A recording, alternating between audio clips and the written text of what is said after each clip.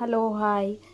ఇప్పుడు ఈజీగా మనము coconut rice Monday lunch box ఏంటో చూపిస్తాను మీకు. కోకోనట్ రైస్ ఎట్లా చేసుకోవాలని ఈ షాప్లో దొరుకుతుందండి. కోకోనట్ పౌడర్,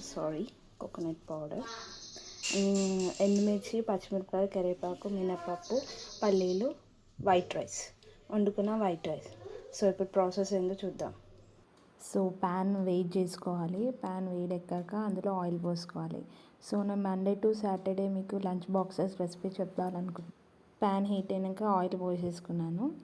ఆయిల్ పోసుకున్నాక మనము కొంచెం కాయిందా లేదా చూసుకున్నాక ఇందులో ఇప్పుడు జీలకర్ర, ఆవాలు, ఇంకా పల్లీలు, మినపప్పు అన్నీ వేసేసుకోవాలి. సో అన్ని పోపు దినుసులు వేసేసుకోవాలండి. ఇందులో కాజు వేస్తే కూడా బాగుంటుంది, మీ ఇష్టం.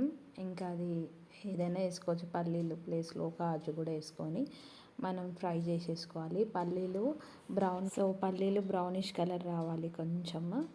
అది వేయాక కోకోనట్ పౌడర్ ఉంది కదా, అది వేసేసుకోవాలి. కొంచెం ఇది బాగా వేయించుకోవాలి. సో సింపుల్గా మనకి లంచ్ బాక్స్ ఇలా ప్రిపేర్ చేసి పిల్లలు ఇస్తే హాయిగా తింటారండి. కర్రీస్ కలుపుకోవడం తినడం అంటే వాళ్ళకి ఇబ్బందిగా అవుతుంది. సో పెద్దవాళ్ళు అయితే కలుపుకొని తినొచ్చు. కానీ ఇలా మీరు ట్రై చేసి చూడండి, చాలా బాగుంటుంది. ఇది మంచిగా వేగాలండి. ఆ పల్లీలు వేగితేనే పచ్చివాసన పోయేదాకా వేగాలి. సో అది ఆయిల్లో ఫ్రై అయ్యాక మనం కోకోనట్ పౌడర్ వేసేసుకోవాలి. కోకోనట్ పౌడర్ వేసుకున్నాక కొంచెం కోకోనట్ అనేది పౌడర్ కదా, ఇది బయట నుంచి తీసుకున్న కోకోనట్ పౌడర్ అది. సో అది కొంచెం బ్రౌనిష్ కలర్ అయ్యాక లైట్ బ్రౌన్. అంతేనండి, ఇంకా సింపుల్ లంచ్ బాక్స్ రెసిపీ అండి. ఈజీగా చేయొచ్చు. మిగిలిన అన్నంతో కూడా మనం చేయొచ్చు. మార్నింగ్ పూట హడావిడి లేకుండా సింపుల్గా మనం ఉన్న ఇంగ్రీడియంట్స్తోని, ఉన్న వస్తువులతోని మనం చేయొచ్చు.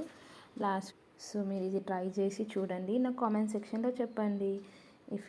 ఇది నీకు నచ్చితే నాకు చెప్పండి, ఒక లైక్ కొట్టండి. సో ఇదైతే ట్రై చేసి చూడండి.